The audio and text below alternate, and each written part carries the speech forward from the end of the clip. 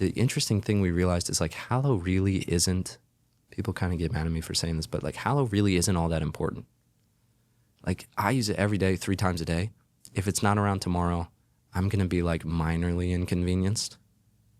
Like I'll be a little cranky, but I can still do my prayers. I can still do my rosary. I'll still do all the stuff that I need. Whereas if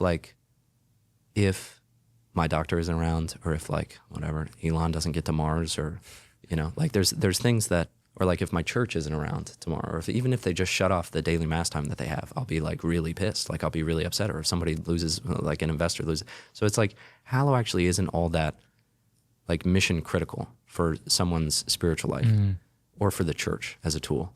But what we do have as an app and as a startup is this unique opportunity to reach out to the folks who have most fallen away. Like people who aren't going to church, who aren't Googling Catholic or Christian things, and people who aren't watching Catholic or Christian media.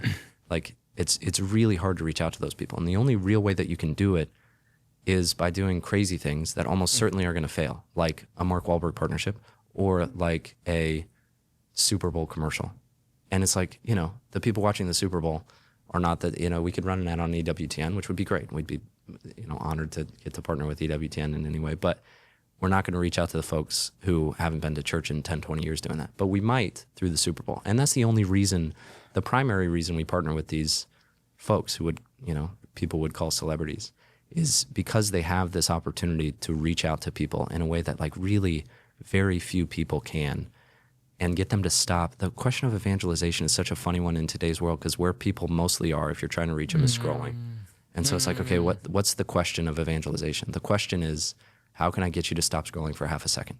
And it's like, I would love it if it was my face that did it. Like if I could say like, hey, it'd be a lot cheaper, it'd be a lot easier for me to build Hallow. Yep. But it doesn't. It doesn't get you to stop scrolling. And unfortunately, your face is amazing, but it also doesn't usually get people to stop scrolling who don't know you. But people will stop scrolling for Mark or for Chris. And so that's like or Gwen Stefani or whoever it is. And so for us, it's about trying to partner with those folks to lead people into deeper prayer, led by these spiritual guides who make up the vast majority of the app. And I can certainly see from people's perspective, like, well, Hallow feels all about celebrities. And it's like, yeah, I certainly get that, especially if all you see is social media. If you're in the app, we don't usually get that feedback, because like 99% of the content is not by Mark or not by Chris Pratt or not by whoever. The vast majority of the content is by these incredible spiritual and religious leaders.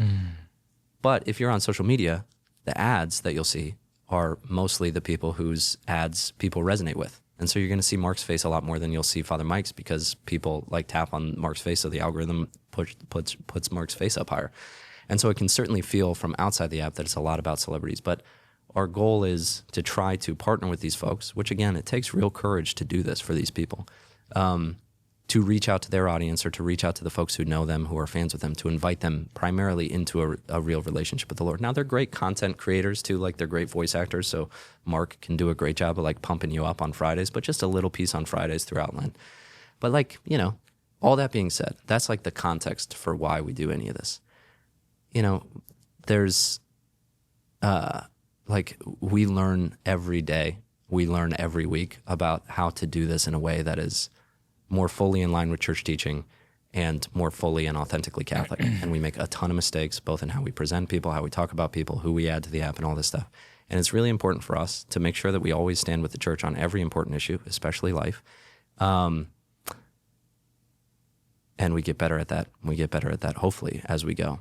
And people, so we really do appreciate, even though the feedback is, you know, usually negative, I do appreciate it, both because it's humbling and like that's good for my soul, hopefully, but also because it helps us to try to be better. So hopefully we be better.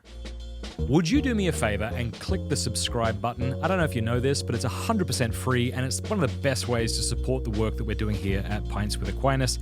Help spread these excellent interviews all over YouTube. And I think you'd agree, there's a lot of junk on YouTube. We need more good conversations like this.